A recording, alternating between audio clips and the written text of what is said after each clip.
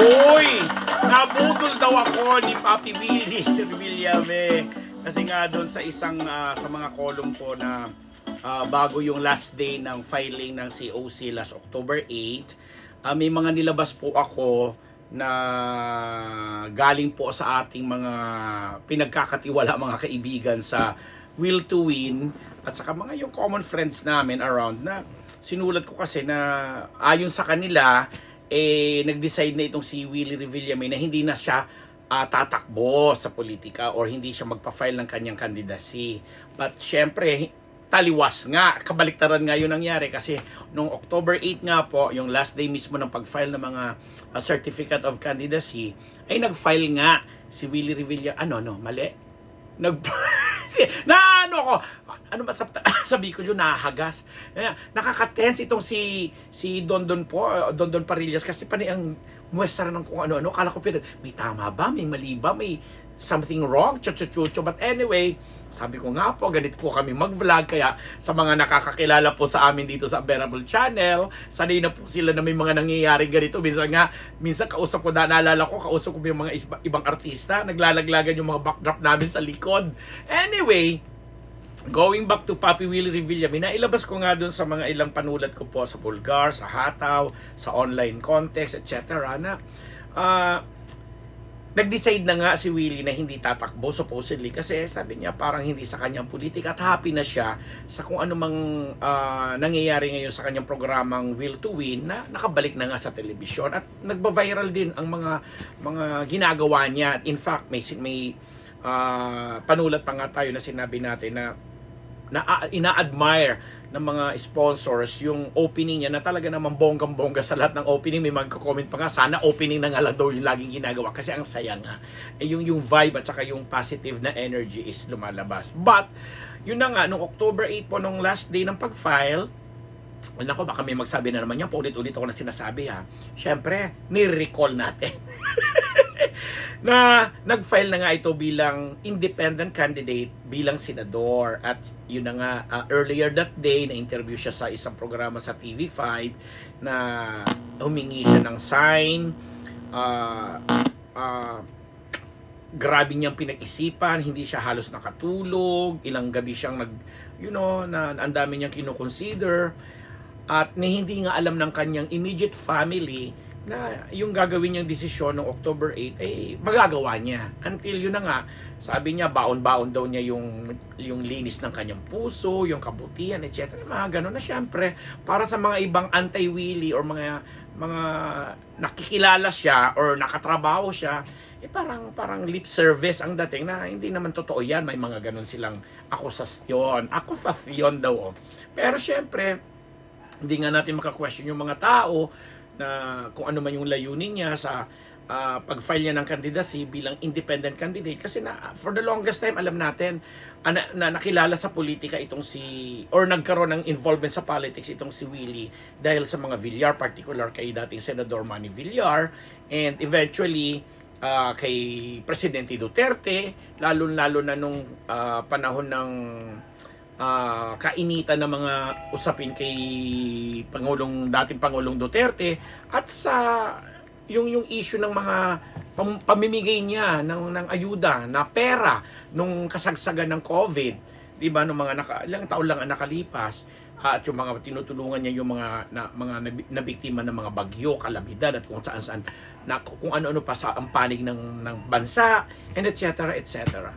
And this time nakilala din siya na meron siyang kaibigan na taga Malacanang sa kasalukuyang administrasyon ni Bongbong Marcos. So para kay Will hindi siya iba yung galawan niya na hindi nalalayo sa mga layunin niya. So, yun ang sinasabi niyang rason at mga kadahilanan kung ba't siya nag-file ng candidacy. Sa kabilang dako, syempre, yung mga sabi nga natin ng mga nakatrabaho siya at nakita siya o sanay na sa kanya, syempre, kine-question. Particular yung sarili niyang pag-uugali, lalo na yung emosyon niya na hindi niya nakokontrol, yung pagiging di umano'y diktador na kahit on national television sinasaway niya, pinagagalitan niya at dinidiktahan niya yung mga co-workers niya, etc. Yun ang mga nakikita. Pero syempre, sa depensa ni Willie, sinasabi niya na ganun talaga siya, magtrabaho dahil gusto niya maayos, gusto niya ipresenta sa mga manonood at saka ang piniplease niya yung mga tao na tinutulungan niya. Kaya wala siyang pakialam kasi lahat naman daw binato na sa kanya. Simula pa ng mga time na nasa ABS siya, nasangkot siya dun sa mga iskandalong, lalo na yung ultra tragedy na talaga namang ilang mga tawang namatay doon, yung issue ng nililibing itong si dating Pangulong Corazon Aquino ay talaga namang ayaw niyang ipakita. Sinabi niya na nagkakasiyahan ng mga tao, wag niyang ipakita ang mga ganyan balita. Ang dami-dami niyang kontrobersya hanggang doon sa isang bata na yung issue nila dati ni Jobert Chocaldito na ganito, ganyan. So to cut it the story short, ganun siya ka-controversial, ganun kadaming mga iskandalo na yung hinarap niya sa buhay para sabihin daw niya sa sarili niya na hindi siya masamang tao. So syempre siya yung nagsasabi. But the thing is, yun na nga, ako naman bilang ako'y malapit din akong kaibigan sa mga pinagkakatiwalaan niyang mga tao. Again, sa mga marami kasi siya mga taong pinagkakatiwalaan na nakatrabaho ko din po in the past. At hanggang sa kasalukuyan na nagbibigay sa akin ng mga ganitong info. Kaya ako naman, confident ako nung sinulat ko na hindi na siya tatakbo. Tapos the following day, nag-file pala siya ng candidacy. Kasi syempre, kaya sabi nila, nako Ambet, isa ka sa mga nabudol. But anyway, tinatanggap natin yan. Nagkakamali, may decision siya naman yung may katawan. Ako naman nagtiwala naman ako sa salita ng mga kaibigan ko, kaya naisulat ko ng ganun. But yung pananaw ko dyan sa pagpasok niya sa politika ay hati. Kasi nakikita ko talaga yung klase ng pagtulong niya sa mga tao, particular sa mga matatanda. Talagang yun naman talaga yung kinikater niya na audience, kumbaga. Nakakatulong na siya sa maraming dahilan o sa maraming kaparaanan na hindi niya ginagamit yung politics. Pero iba kasi yung larangan ng politika. Ito, hindi ko alam kung makakarating ito sa iyo, Kuya Will o Willie or Papi Willie whatsoever, kasi alam mo naman magkakilala tayo for the longest time. Nagbabardagulan tayo ng mga opinion at mga saloobin natin ng mga panahon na ginagawa nating tambayan ang mga comedy bars, yung mga pag gusto natin distress at magtanggal ng mga toxin sa ating mga katawan, nagkukwentuhan tayo. So kilala ko rin more or less. At saka hello, bilang kapwa ko Aquarian o ng mga sumpungin, alam mo, ako nakaka-relate ako madalas sa mga tantrums ni Kuya Will kasi may mga ganun din ako. Pero ang politika kasi ibang labanan dyan. Unang-una, gumagawa kayo ng mga batas dyan, nagpapatupad kayo ng mga batas dyan. At yung general public, ang kinikater, hindi lang yung isang sektor.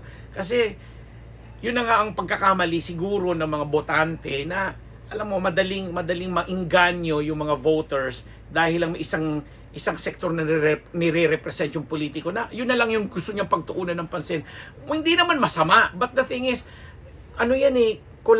kolaborasyon ng napakaraming mga sektor at maraming interes. Again, gagamitin ko salitang interes sa political system na maraming interes kang, alam mo yon, masasagasaan,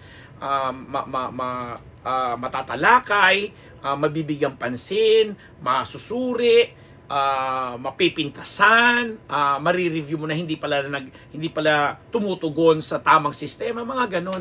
So doon sa sinabi ni Kuya Will na parang hindi siya abogado, hindi naman kailangan maging magna cum laude ka o cum laude ka para maging politiko ka, at hindi kailangan nag-aral ka para maging politiko dahil puso lang dapat.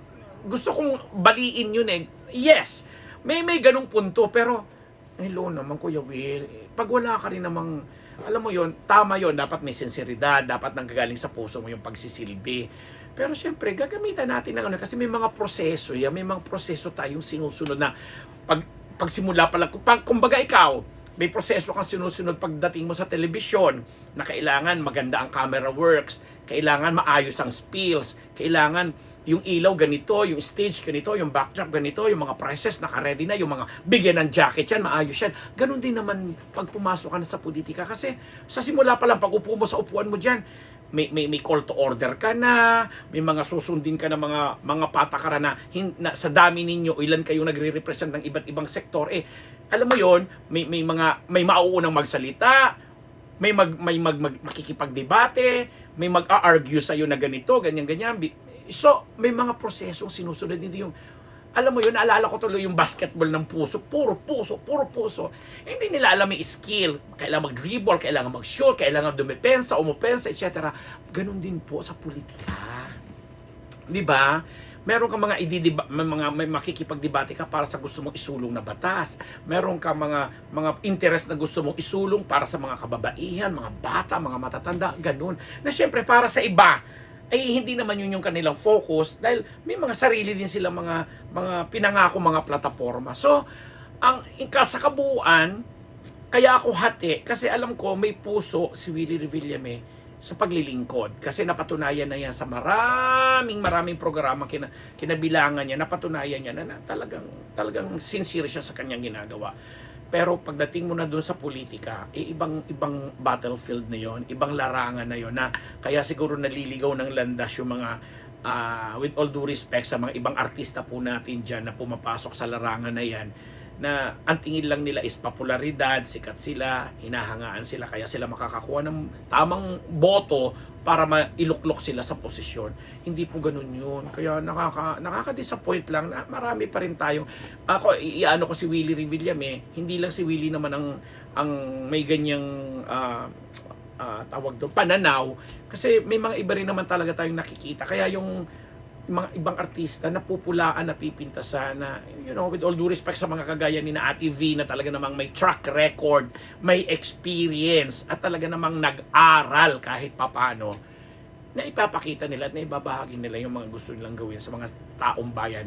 Aside from them being, tinitingalang artista, tinitingalang host, hinahangaan, at ina-idolize ng marami. So, ganun lang. So, good luck.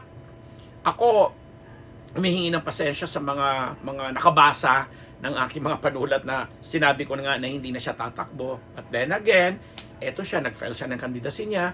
Maraming issue siyang kakaharapin dyan. Pati lalo na ang personal na mga bagay tungkol sa, alam mo na, sa kanyang mga buhay pag-ibig, romansa, etc. Yung mga anak niya, mga ganon, na alam naman natin sa pagiging emosyonal at sa gagamitin ko na yung salitang pikon ni Kuya Will or ni Papi Willie Revillame, hindi natin may aalis na talagang lagi siyang mapupulaan, mapipitasan. Kasi dito sa labanan na pinasok niya o sa larangan na pinasok niyang politika or papasukin niyang politika sa pangangampanya, talagang maririnig niya at maririnig yun. But then again, sabi naman niya, handa siya, sanay na siya, at pinagdaanan niya na yan. So, hindi natin masasabi. But bilang tao, lalo pat sinasabi niya meron na siyang mga comorbidity, yung mga may maintenance na siya, may sakit sa puso, etc. So, para sa akin, ako maligaya na ako bilang Ambet Nabos na napapanood ko ang isang Willie Revillame na, alam mo yon, tumutulong sa paraan na hindi niya na ginagamit yung politika. And on that note, bigyan ng jacket yan! Ambet Nabos po, pasintalang mo babay, dito lamang sa Unbearable Channel.